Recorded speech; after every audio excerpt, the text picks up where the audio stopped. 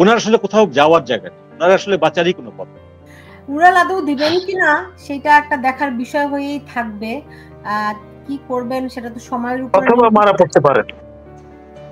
জি, অথবা মারা পড়তে পারেন। ব্যাখ্যা করবেন একটু?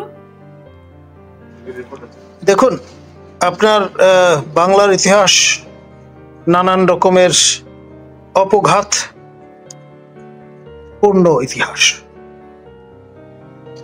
সুতরাং আমাদের এই স্বাধীন বাংলাদেশে আমাদের বঙ্গবন্ধু শেখ মুজিবুর রহমানকে দেহত্যাগ করতে হয়েছে আততায়ীর গুলিতে, শহীদ জিয়াউর রহমানকে আপনার শাহাদাত বরণ করতে হয়েছে আততায়ীর গুলিতে, এবং ভবিষ্যতে চাঁদবাড়ি কে হন আমরা জানি না। এখন ধরুন, যারা আপনার নোবেল লরেট কে কারান্তলারে স্থানান্তর করতে পারেন, যেই শক্তি, সেই ধরনের শক্তি প্রাণবায়ু সংহার করতে পারে। সুতরাং তখন কিন্তু আপনি নোবেল পেয়েছেন বলে আপনাকে ছাড় দেবে না কেউ। এটা তো আপনি সরাসরি একটা হুমকি দিচ্ছেন, এবং এই হুমকিটা খুবই বিপজ্জনক। ভাই, যা কিছু বলেন না কেন, পরিষ্কার করে কথাবার্তা বলতে পারতে হবে বাঙালিকে। বাংলা ভাষায় আমরা কথা বলি, এবং সেই জন্যই আপনার ব্রিটিশরা বলতো what Bengal things today, India things tomorrow. এই গোখলে সাহেবের মুখ দিয়ে আমরা শুনেছি না, মূলত আইডিয়াটা কিন্তু ব্রিটিশারদের।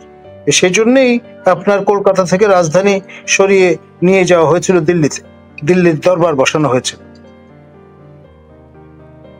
না, তা তো বটেই। আমরা দেখি ব্রিটিশ বিরোধী আন্দোলনে, ভারতবর্ষের স্বাধীনতার আন্দোলনে বাঙালিরাই নেতৃত্ব দিয়েছিল, এই কথা তো কেউ অস্বীকার করতে পারবে না। কিন্তু আপনি যে কথাটা বলছেন জনাব মঞ্জুরুল হক, আপনি কিভাবে এই কথাগুলি বিবেচনা করছেন? শেষের কথা বলুন। না, এটা তো খুব পরিষ্কার। স্যার যেটা বললেন এটা খুব পরিষ্কার, যে সেটা হলো যে আমরা বাঙালিরা আবেগ, দয়া, মায়া এইসব নিয়ে পরিচালিত হই।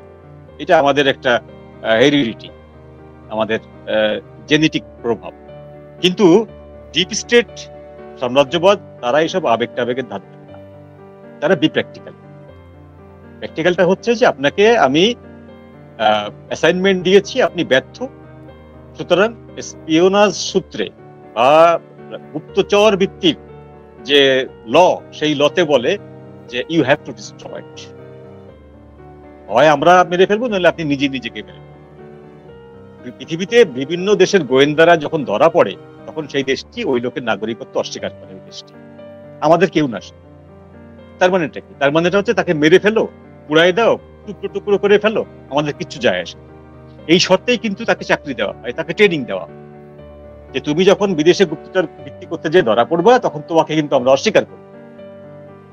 সুতরাং আমি যাকে বপন করছি সে আমাকে ফল দেবে না, আমি তো সেই গাছ উপড়ে ফেলবো, এবং উপড়ে ফেলার সময় বিন্দু পরিমাণে কোনো হেজিটেশন ফিল করবো, কোনো দয়া, মায়া, স্নেহ, মমতা কিচ্ছু না, কোনো দায়বোধ না। কারণ তুমি তো আমার কাছে ভাড়া খাটছো, তোমাকে তো আমি এখানে কোনো ইমোশনাল পোস্ট হিসেবে আনিনি, তোমাকে বাই করেছি, তুমি আমার কাছে নিজেকে সেল করেছো। সুতরাং তুমি যেটি পাচ্ছ না, হয় তুমি নিজেকে ডিস্ট্রয় করো, অথবা আমরা তোমাকে ডিস্ট্রয় করে দেবো। এই জন্য এটা হতেই পারে। সেক্ষেত্রে কি নিষ্ক্রিয় হয়ে যাওয়াটা একটা সমাধান হতে পারে? নিষ্ক্রিয় ওনাকে হতে দেবে না, ওনাকে জামাত, এনসিপি নিষ্ক্রিয় হতে দেবে না। ওনার আসলে কোথাও যাওয়ার জায়গা নেই, ওনার আসলে বাঁচারই কোনো পথ নেই। উনি এমন ভাবে কাদার ভিতরে পড়েছেন, এখান থেকে ওনার পরিত্রাণ নেই। উনি যে সব ছেড়ে ছুড়ে দিয়ে প্যারিসে যে ওখানে আইফেল টাওয়ারের নিচে বসে থাকবেন, চা খাবেন, জোর ঝামেলা নেই, আমি ব্যবসায়ী মানুষ, ব্যবসা করব, ক্ষুদ্র ঋণকে আরো ক্ষুদ্র বানাই ফেলবো, সেই সুযোগ ওনার নেই। কারণ জামাত আর এনসিপি তাকে যেতেই দেবে না। এবং উনি যদি কমিটমেন্ট ফুলফিল না করতে পারেন, ওনাকে যারা বপন করেছিল তারা ওনাকে বাঁচতে দেবে না।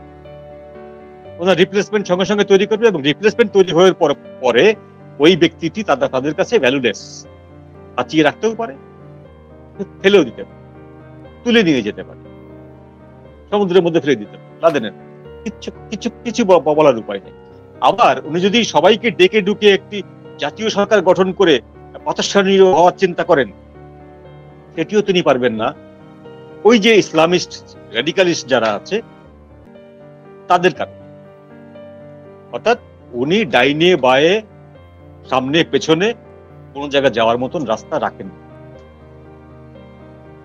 নো ভাই, আপনাদের কথা শুনে আমি আতঙ্কিত বোধ করছি। এটা লজিক, আমরা আমাদের কথা না ভাই, এটা লজিকের কথা, আমাদের ব্যক্তিগত কোনো কথা নাই এখানে, আমাদের ব্যক্তিগত ভালো লাগা মন্দ লাগার কোনো বিষয় না। এটা হচ্ছে যুক্তির কথা এবং জিওপলিটিক্সের যে নোংরা খেলা। আমরা জিওপলিটিক্স খুব সুন্দর করে উচ্চারণ করি, শব্দটা বেশ গাল ভরা একটা শব্দ, কিন্তু এর ভিতরকার যে নোংরামি গুলো আছে সেই নোংরামি গুলো আমরা অ্যাভয়েড করি, আমরা এড়িয়ে যাই। এই নোংরামি গুলোর কিছু যদি আমরা বলি, এই যে আপনি এখন যেমন ভয় পাচ্ছেন এই নোংরামি গুলো শুনে, তাই না? আমরা এটাকে বলি যে হ্যাঁ, লুসিফারকে ডেকে আনলে লুসিফার একজনকে প্রাণ সংহার করে তারপরেই ফেরে। এই সহজ কথা, আমরা সিনেমায় দেখেছি লুসিফারকে ডাকতে নাই, তো আমি লুসিফারকে ডেকে নিয়ে এসেছি, তাকে বসিয়েছি। এখন লুসিফার কি করবে? কিচ্ছু করার নেই। এখন প্রফেসর ইউনূস যদি প্রথম 3 মাসের ভেতরে নির্বাচন দিয়ে চলে যেতেন, উনি প্রাতঃস্মরণীয় হতেন এই বাংলাদেশে। ওনাকে মানুষ বিশাল এক নেতৃত্বের পর্যায়ে, নেতার পর্যায়ে শ্রদ্ধা করত চিরদিন, যতদিন উনি বাঁচবেন ততদিন শ্রদ্ধাটি পেতেন। কিন্তু উনি করেননি সেটা, কারণ ওনার সীমাহীন লোভ আছে, উনি ব্যবসায়ী মানুষ, উনি সেই লোভটাকে সামলাতে পারেন।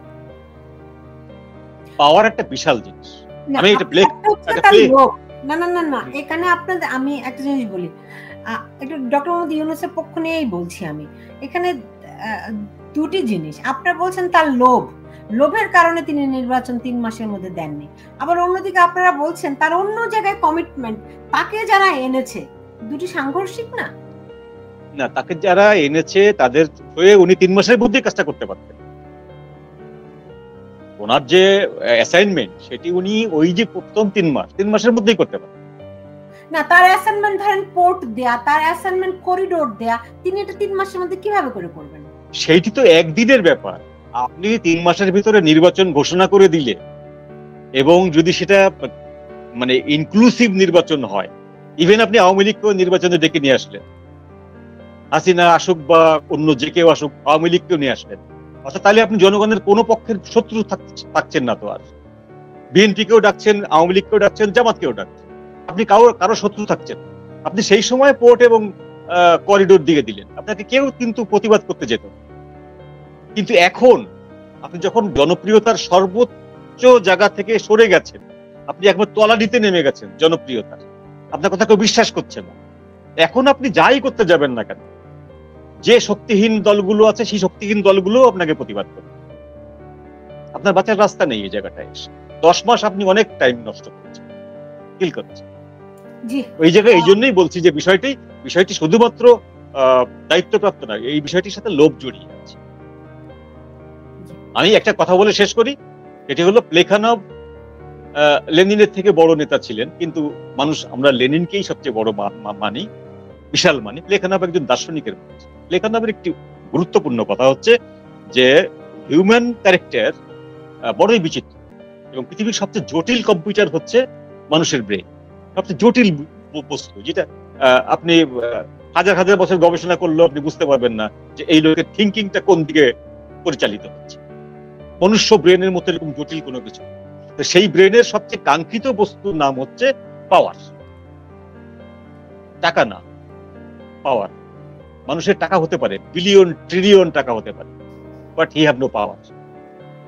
রাষ্ট্র ক্ষমতা একটা এমন একটি পাওয়ার যে এই পাওয়ার একবার যদি কেউ এনজয় করা শুরু করে, সেই জায়গা থেকে সরে আসা খুব চারটিখানি। টাকার মোহ আপনি কাটাতে পারবেন, আপনার 1 বিলিয়ন চলে গেছে, আর 1 বিলিয়ন আপনি ইনকাম করবেন, কিন্তু পাওয়ার পরে সেই পাওয়ার আপনি সকাল বিকাল পাবেন না। একবার পাওয়ার পরে সেই পাওয়ারটার মোহ মানুষ কাটাবে। এই জায়গাটাই বলছি আমি যে ওনার লোভ, নাথিং এলস, অন্য কিছু। Thank you. শেষ করব নাজমুল হাসান কলিমুল্লাহ, আপনার শেষ মন্তব্যটি দিয়ে। ধন্যবাদ। একবার আমি জাভা দ্বীপে বেড়াতে গিয়েছিলাম। আমার খুব শখ হয়েছিল দুটো জিনিস দেখবার, একটি হচ্ছে আগ্নেয়গিরি, জীবন্ত আগ্নেয়গিরি, আর একটি ছিল কুইক স্যান্ড, চোরাবালি। তা আমার ওই যে মানসপটে যে চোরাবালি আমি দেখেছি, প্রফেসর ইউনূস এখন এই চোরাবালিতে পড়েছেন। যত তিনি নড়াচড়া করবেন, যা কিছুই করবেন, তিনি আরো পতিত হবেন, তার কোনো নিস্তার নেই। হ্যাঁ, আমি এত কিছু কুইকস্যান্ড ফেনোমেনা তাকে গ্রাস করবে, কিচ্ছু করার নেই, অনিবার্য পরিণাম। আমি আমি আমি আপনাদের কথা শুনে সত্যি একটু আতঙ্কিত বোধ করছি। এমনটা আমি ভালো, জাতি যত দ্রুত আতঙ্কিত হবে তত কিন্তু বাঁচোয়ার রাস্তা খুঁজে নেবে। Necessity is the mother of invention.